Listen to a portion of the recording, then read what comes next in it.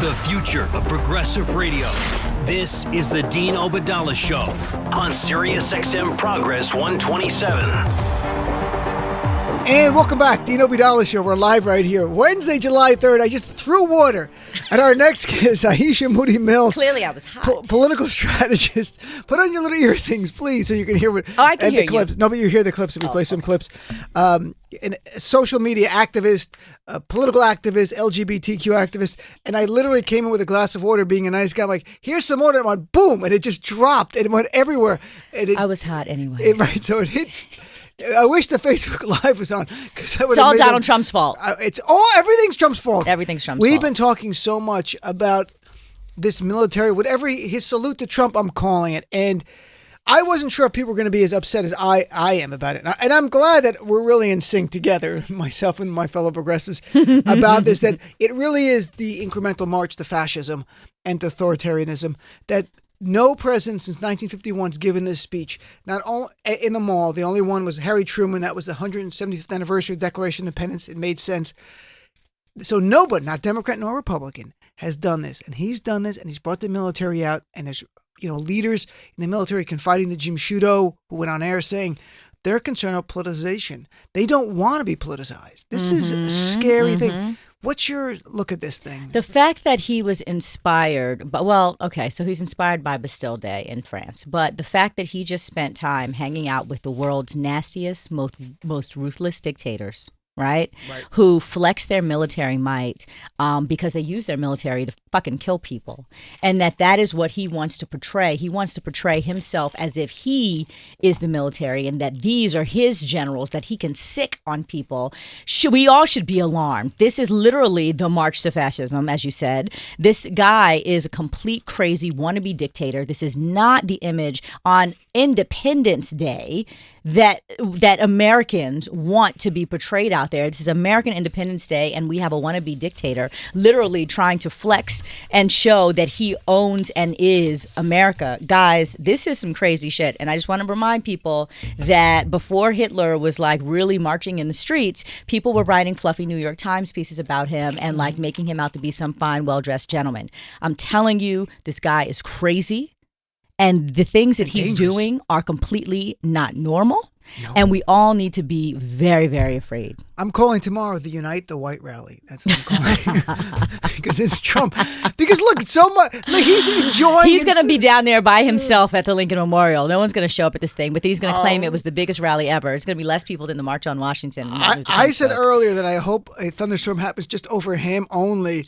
And I got to think from a Trump supporter email me, you talk about civility and you want a thunderstorm over our president. Literally, that's the email I get from Trumpers who are listening. And I said I wouldn't. Obviously, it was playful. I'm like, I don't want anybody else to get wet. Just him to get soaked. We're talking about soaked. Water. I would want a tank to roll over him. So the fact that you just talked about water falling on his head and that like trashy I toupee. put this out earlier. If it was July 1776 and Trump had a choice, who would he support? The King George in England, the wealthy man, the aristocrat, or the scrappy, poor American colonist? Well, based on his record. Obviously, the aristocrat. Right, the king. Obviously. There's no doubt he would have been with the king. Yeah. He'd be bad-mouthing George Washington, low energy, hashtag, even the way he crossed the water. Him and his big fat belly would be sitting there eating like all the food at the table, Yeah, this is actually just so frightening and problematic, and just a stain on America. And the thing is that we keep calling it a stain, Dean, but I'm really just fearful because this is a demonstration of what he wants to do literally, which is to pull out our tanks, to line up our generals, to literally have these displays of machismo and dick measuring and like buck with people in terms of war. That gets real serious real quick. Do you know the mayor of Washington, D.C.? Yeah, Muriel Bowser. Okay, no, but I mean, do you know her? No, I don't know her, but like we know who the each circles, other. So many out there doing so many years campaigning and stuff. She was on MS and made a point I haven't heard anyone else make. So let's play. It's right at the end, sort of like an aside. I'm like, what? Mic drop. I mean, that's kind of scary. Here's clip number 4. It's a short clip. I also agree with the Congresswoman's sentiment that this has been a nonpartisan, fun family event where people come from all walks of life, from all points of this region in the world to celebrate the fireworks. So we We hope that the president will stick to that and not turn it into that.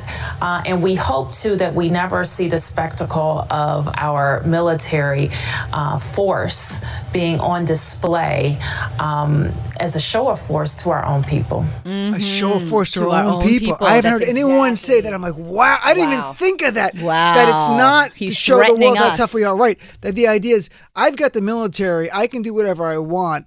And you know what's very scary? No Republicans stand up to him about the kids dying, the horrific situation with Republicans the children. standing up to him. You've got these crazy ass Republicans in Oregon who just defected last week because they didn't want to vote on goddamn climate change. And that escalated to the point where the head of the fools is like, oh, well, come at me. You know, I hope they don't send, like, go ahead and send, like, you know, the state troopers with their guns and see what we pull out. We're going to come with our guns. Yep. And they've got militias of crazy ass white men armed coming all the way from Iowa, like running around with their guns and forming their militias talking about we're going to do what we want to do. So we're in this crazy place where he is inciting this imagery and emboldening all these other, and I'm going to say it, this is crazy white men. Trust and believe it's not like my cousins in the city who are out there talking about we're going to arm ourselves and we're going to go and start marching. This is like really, really, really scary because what happens when these militias follow the lead of this president, who are they coming after? They're coming after me and you, Dean. They're coming after brown people. They're going to start like, you know, taking aim at everyone who is trying to come across the border. Like this is, yeah, it's funny because I've been watching the news, right? So I'm watching things and it's being talked about as like this spectacle. This shit in the spectacle, it's a precursor. And that's what we all need to be acknowledging. Like, hold on. Like, someone needs to rein this cat in. And you're right. The Republicans aren't going to do it. Well, they won't do anything. And they, you know, people call in and say they're on board with it. And I agree. But I hope some elected officials would know better and just go, in the big picture, this guy's going to be gone at some point. And let's still be, on some level, the United States of America. Whatever that might mean at this point. I don't even know what it means anymore. And instead, they're just there. And they do nothing. And I was saying earlier, they're not just complicit, they're co-conspirators now. Mm-hmm. They are part of the criminality that we're seeing.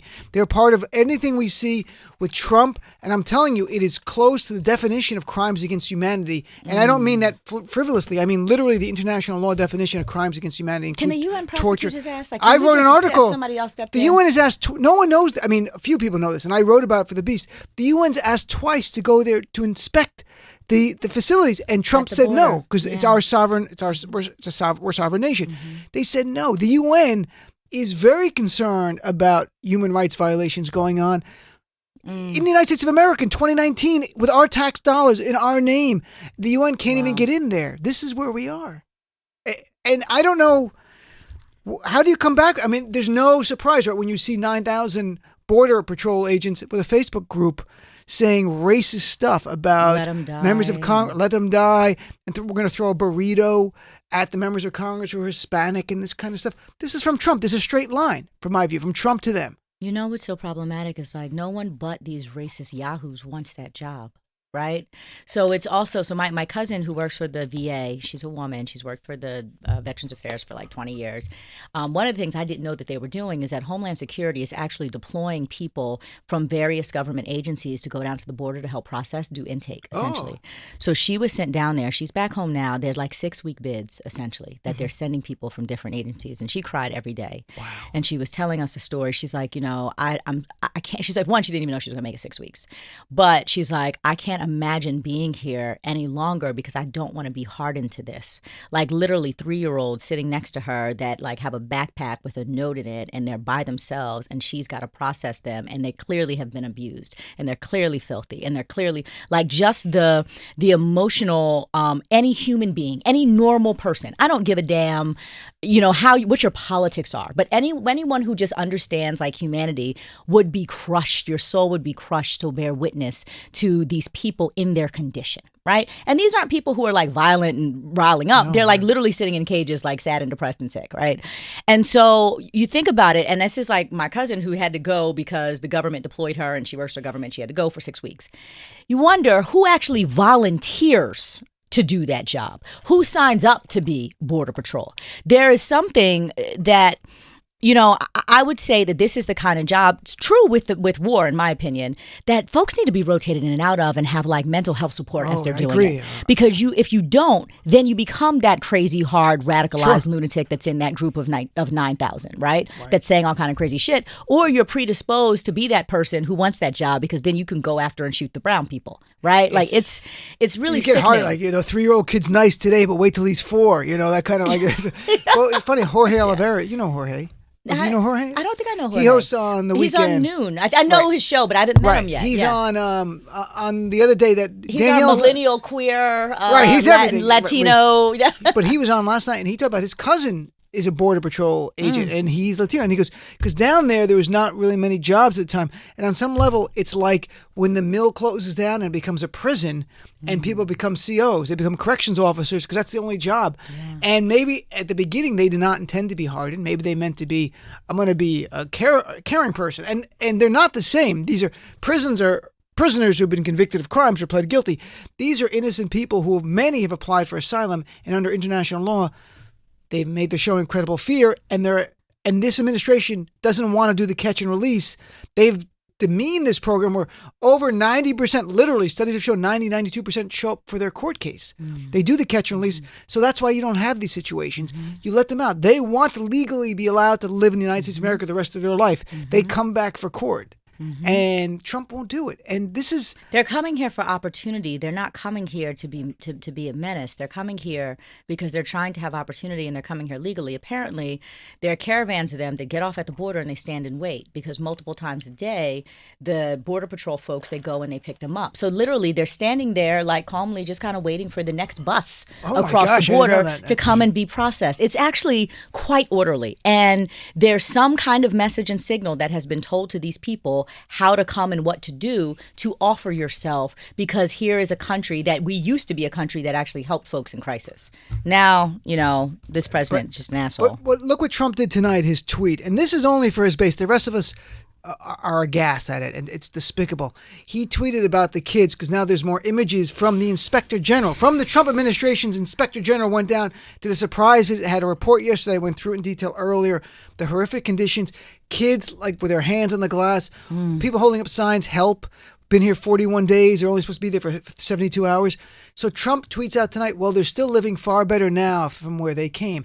And that is literally how you dehumanize people, and you don't care about their suffering. You go, well, it's horrible, but it's better from where they are. That doesn't matter. Yes, because he thinks everything's a shithole country. But it doesn't even matter. It could be objectively worse where it was and now. That does not excuse the way we are treating these people in the United States of America in our name. I don't care what happened in Guatemala, Honduras, and El Salvador. It's heartbreaking what happened. I'm saying the way they were treated is horrific, but you don't compare it. Go, oh, well, it's better than El Salvador. We're the United States of America. It better be far better than El Salvador. We're a first world country. We should treat them like this. Trump does this on purpose. Yeah, this is all punitive. Oh, and he's claiming that, the thing is that the reason why he's doing this and why even though all these images are coming out, he has zero plans to change anything is because he thinks that this is a deterrent. He thinks that people in El Salvador and Guatemala and wherever else folks are coming from are going to see these pictures and be like, oh, my bad, I can't go there. And that which is fucking foolish, right? Because that just goes to show you what an asshole he is. But like the fact that he is literally doing this again, playing with people's lives as a way to cause some kind of stir, it just tells you how cruel and horrible and horrific he is. It's just, what if somebody threw Melania's ass up in a camp, right? You brought up, I try not to bring up Hitler. I really do, because I think he's a special place of hell. But when so does Donald Trump. Right, and he might one day. Often people wonder how they got to the place of like the concentration camps, how they got to a Holocaust, how in other times in history, not even far history, recent history, where that's happened. You're seeing it now, folks. You're seeing the leader where 6 children have died in the last 8 months. None had died for 10 years before in custody. 6 in the last 8 months in our custody, Trump's custody. And his tweet is, it's worse where they came from. That's how you get people little by little, like you prime them and you get them ready for worse by going, okay, 20 died, but hey, it's still better from where they were from. And then you blame the parents, like you have people on Fox News blaming the parents for bringing them here. Many of these kids are coming without their parents. They're fleeing from war, from gangs. Their parents are sending them Because they want them to go somewhere that's safe.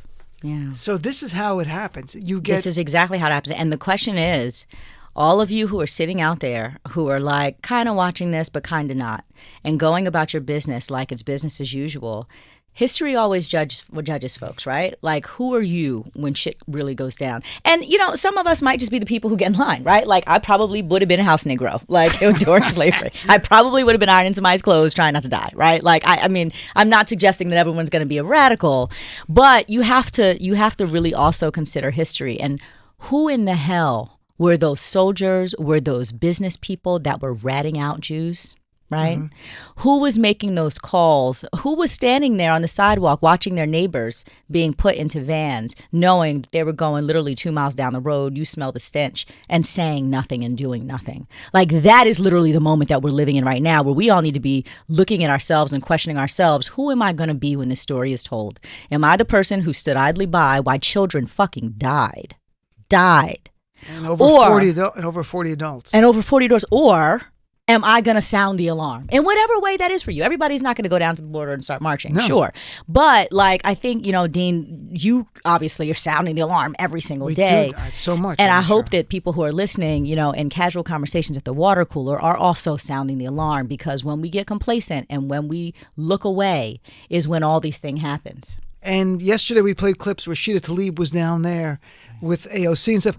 There was actually protesters protesting the members of Congress going there to look, just to observe, screaming at Rashida and AOC at their press conference outside, and then yelling at Rashida. I don't know, we still have the clip. You still have the clip from yesterday or no? I know I'm just springing it on you. But you can hear Rashida trying to scream over them. And she goes, I don't care how much you scream. They're actually protesters in favor of Trump and his policies, the idea of imprisoning children. And as we learned from the Inspector General, adults in standing room only cells for a week. It's standing room only. Imagine that you can't even sit down for a week. This is not human. That wasn't for the children. That was for the adults. Not the one where they're yelling no Sharia law. The other Rashida clip. I don't have the number. And I'll tell you this. That's Rashida. Veronica Escobar is the best goddamn state Congress member for this district. And you all can say whatever you want. But this woman cares about those children. And you all can all scream me, but I will never stop speaking truth to power.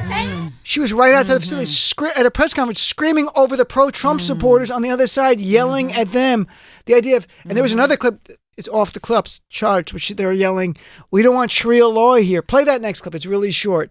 And listen to that when they invoke Jesus. This is unreal.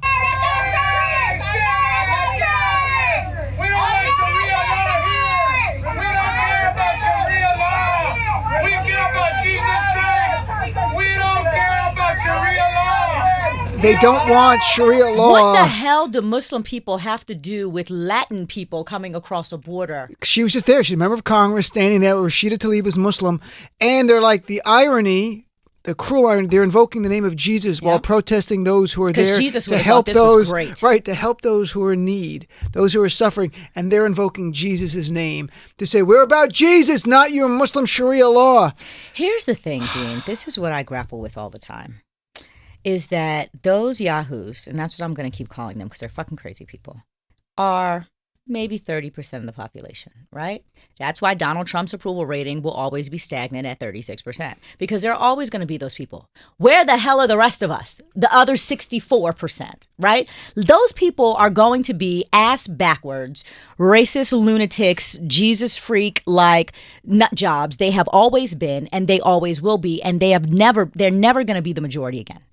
So the question becomes, what in the hell do we need to do to rile up the other 64% of us who are compassionate human beings who maybe just are, immobilized because they're so inundated with like fear and other things, but certainly not in support of what's happening. And I fear that because, I think of these things in political terms because it matters, elections matter, is that I just fear that these images, all of Donald Trump's rape victims, like none of this stuff is really riling up the other 64% of us that could stop it.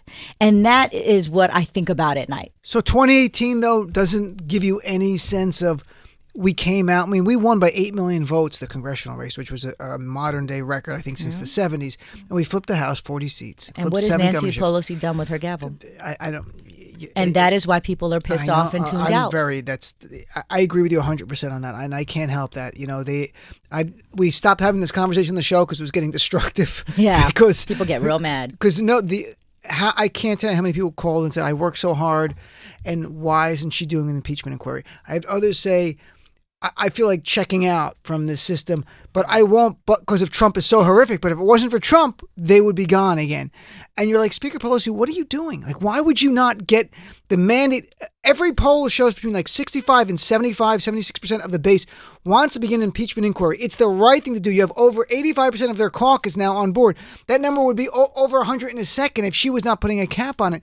The only thing I hope is we have July 17th, Robert Mueller is going to testify.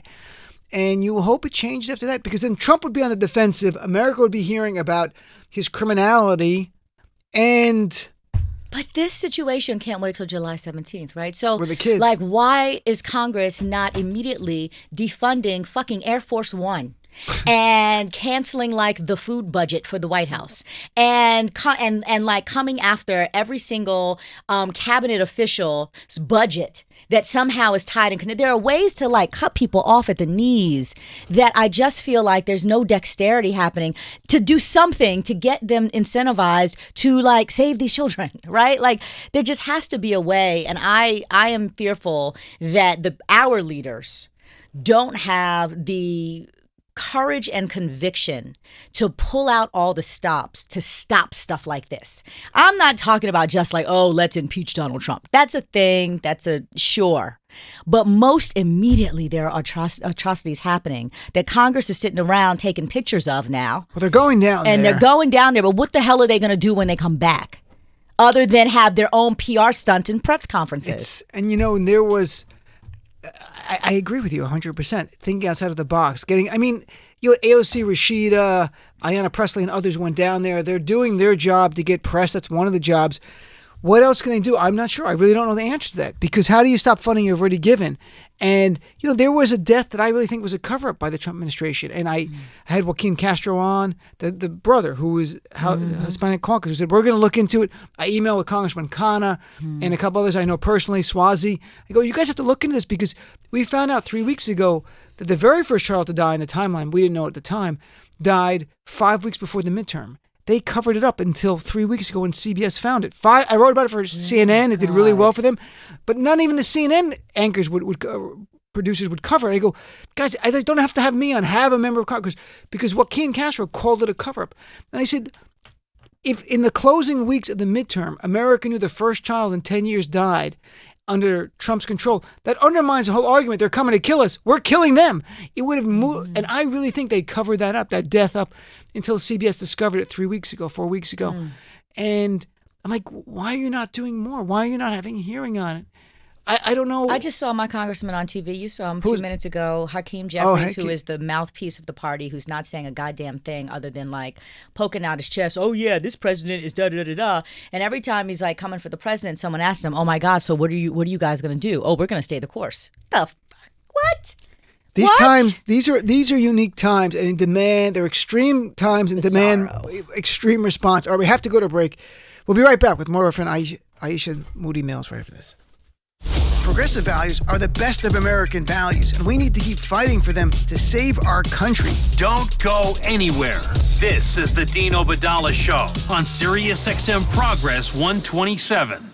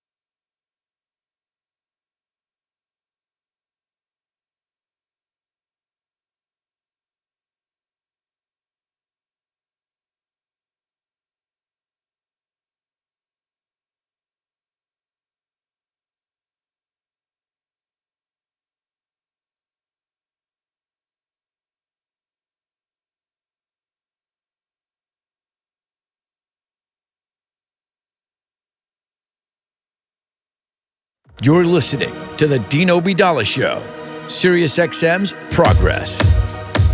Welcome back, Dean Obeidallah Show. We're here with Aisha Moodie-Mills. We're live Wednesday, July 3rd. It's funny, over your shoulder, by the way, Fox News is defending Trump and wanting a military parade. And the way they did it, Brian Kilmeade said other presidents have done it, because I'm seeing the closed caption, and they show Dwight Eisenhower from 1957. Like when you're there. And in fact, Harry Truman, the last president to give a speech on 4th of July, was 1951. So it is remarkable. They are contortionists. They should. So let's shift gears a little bit, because we could talk all day about every topic here. I wanted your insight, and I told people Monday, you're coming on Wednesday, I want to talk about Senator Kamala Harris. But first of all, I want to play a clip. Do we have the clip? First of all, she was just on the trail in Iowa slamming Trump. Before we talk about the smears and everything else, and also get your reaction, I want to get your reaction to this clip. She just said this in Iowa a short time ago. I know predators, and we have a predator living in the White House.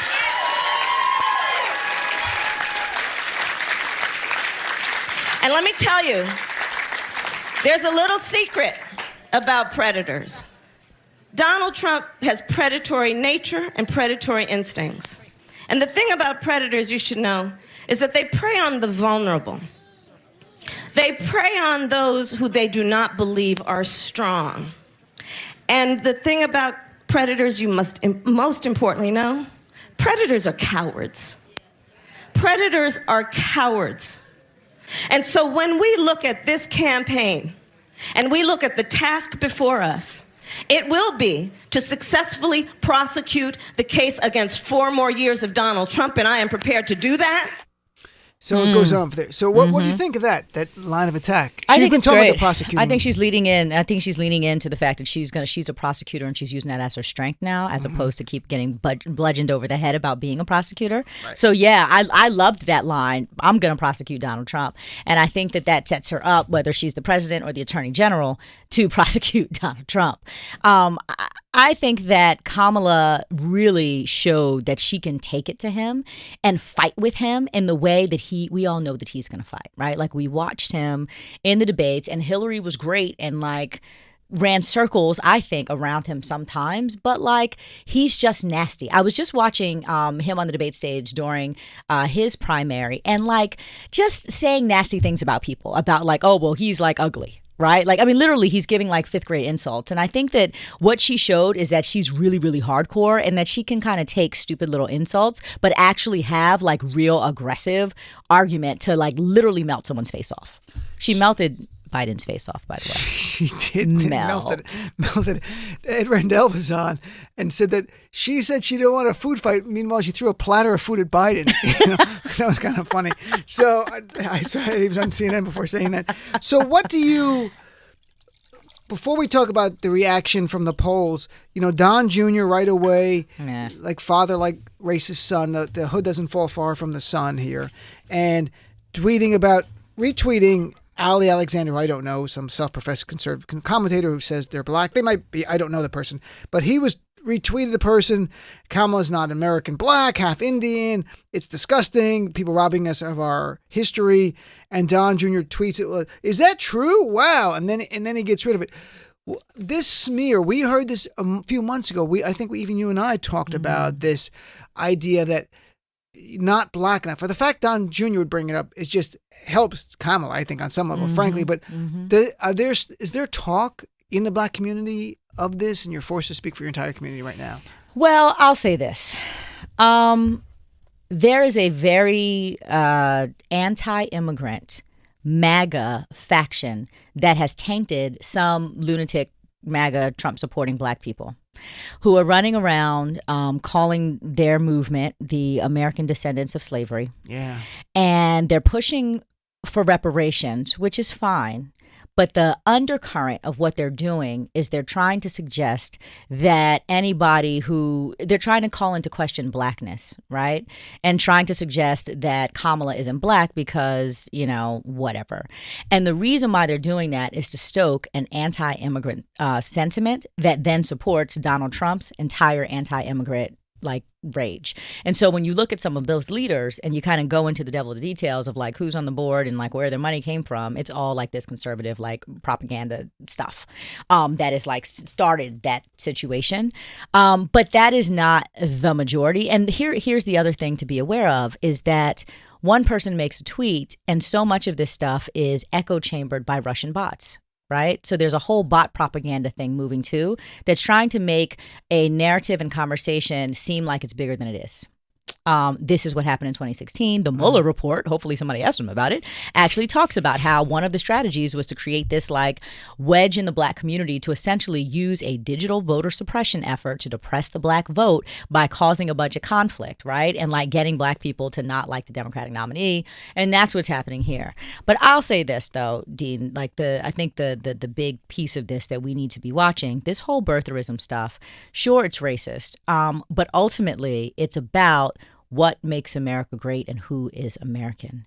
And I think that Trump has he's been driving this narrative for over a decade now, really trying to define, and has been successful, I think, in defining American as a group, as white nationalism. And that is what all of this is about. It's about an exclusionary sense of like who is American. Never mind that the woman was born and raised here and an American citizen. It doesn't matter where her parents came from. And let's keep in mind that like the Donald's parents and Melania's parents, they ain't American. Melania's not American. I mean, she's a U.S. citizen now, I think, right? I'm not even sure. I mean, she married him probably she got her green card or something. But what I like, though, was the reaction of the fellow Democrats to this. The tweets, every single one. Cory Booker, Steve Bullock, he was just on the show Monday, the governor of Montana. Liz Warren, Bernie tweeted, Donald Trump Jr. is a racist too. Shocker, which was just a great tweet like that.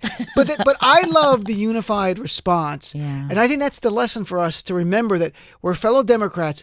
If we have policy disputes, we should. If you don't like Senator Harris's record as a prosecutor, that's fine. Let's talk about that. But when they use any BS like this garbage, we have to be united against that wall of BS and let it play on the right, on the cancer on the right. Let them keep doing this bullshit. But we have to be. So I love that reaction by all the Democrats. It was like, that's Democrats for you now. Yeah, unity. I mean, it is also like let's be clear here.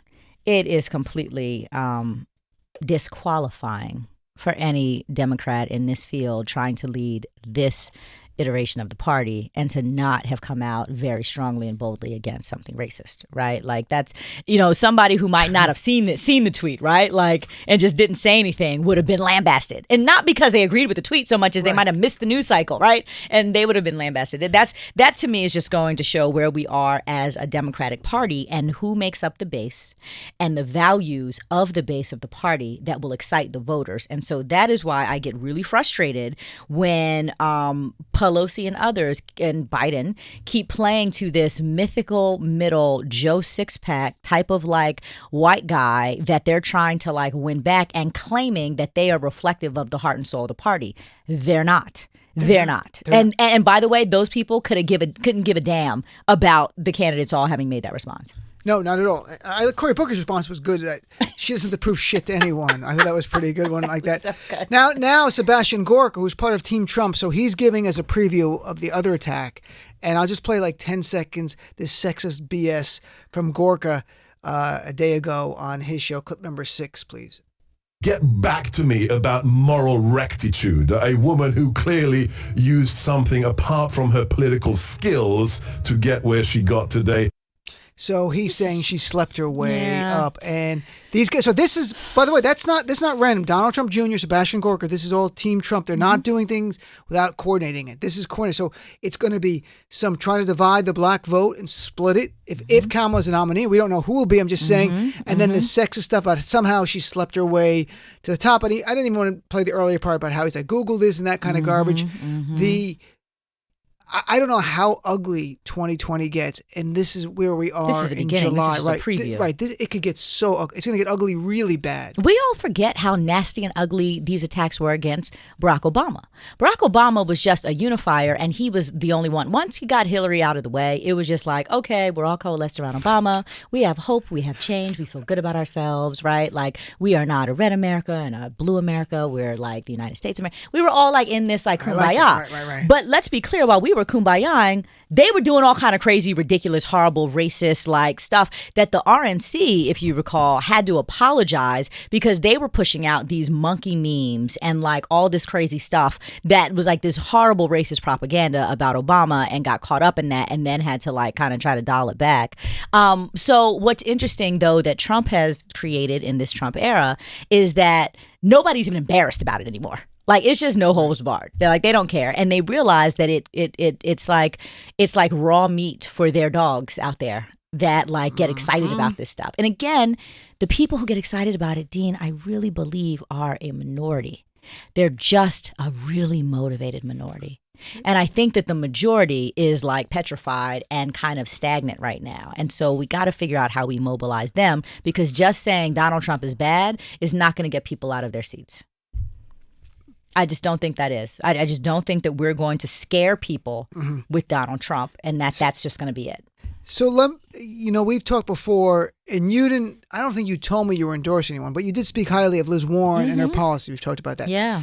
I don't know what your view was of Senator Harris before the debate. Did anything she do, did it change your view of her? Totally. And tell us why. Yeah. So going into the debates, I really appreciated and valued Elizabeth Warren because she had so much substance. Right.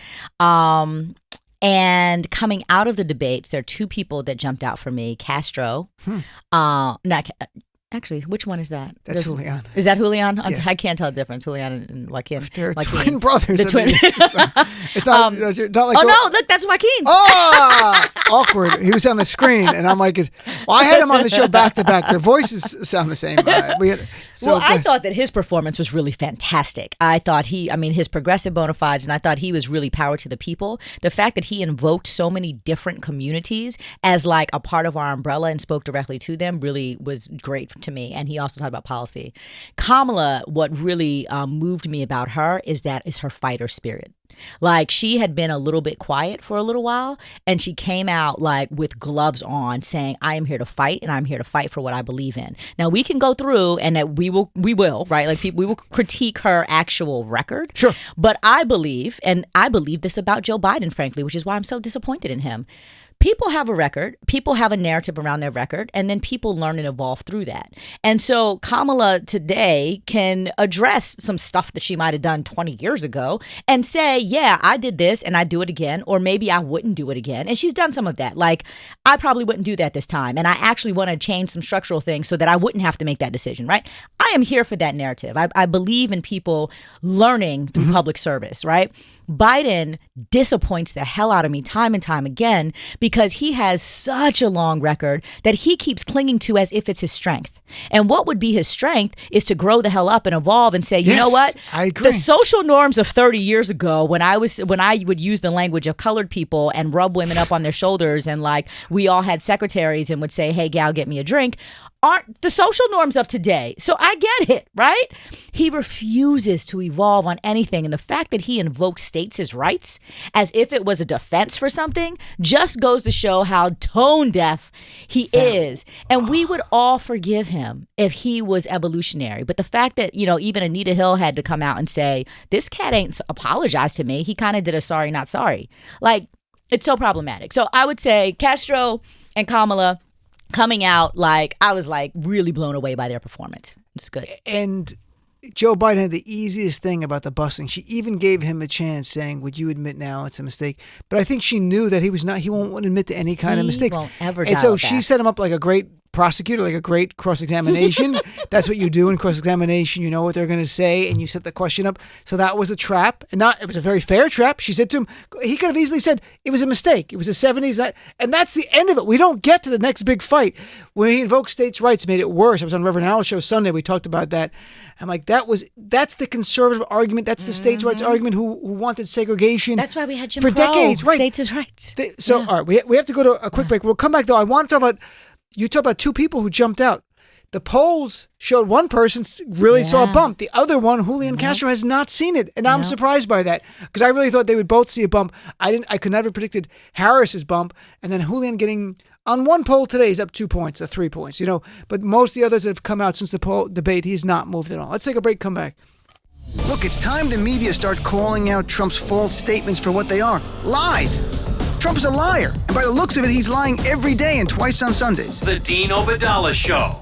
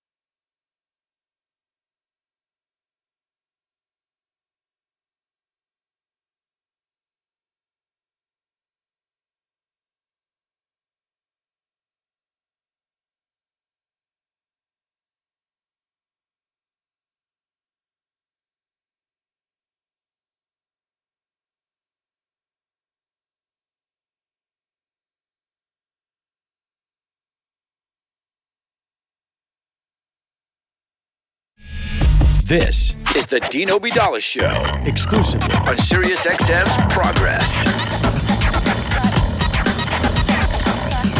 Welcome back, Dean Obadala Show. We're here with Aisha Moodie-Mills. It's July 3rd. We're live. The next two nights not here, but you can email me or on Twitter at Dean Obadala. I will be there. So the newest polls, I mean, the core of the Democratic base is African Americans, especially women. And Joe Biden, almost his firewall seemed to be black voters, frankly. The new polls, and there's several polls, they're all over the place, but there's a trend you can see. Biden sliding, that's clear in everyone, and Harris ascending.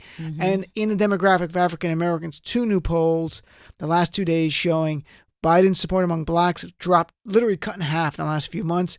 And another one showing Harris almost neck and neck with Biden. If he begins losing the black vote, I think it's over for him. I'm not hoping it's over for him, but I'm saying I don't know how you recover. So Kamala's got to win South Carolina, and California.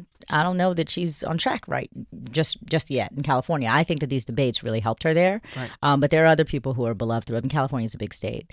But if she can eat that, I think she's been in South Carolina. That's where she's been stumping. She hasn't been hanging out in Iowa much. She's actually been in South Carolina She's there tonight, but right, because she's one of the people who hasn't really been there much. Now Liz Warren has been there in Iowa because everyone gets that is a signal. And yes, we were just talking in the break. If you remember, for 2008, the black folks were lined up with Hillary.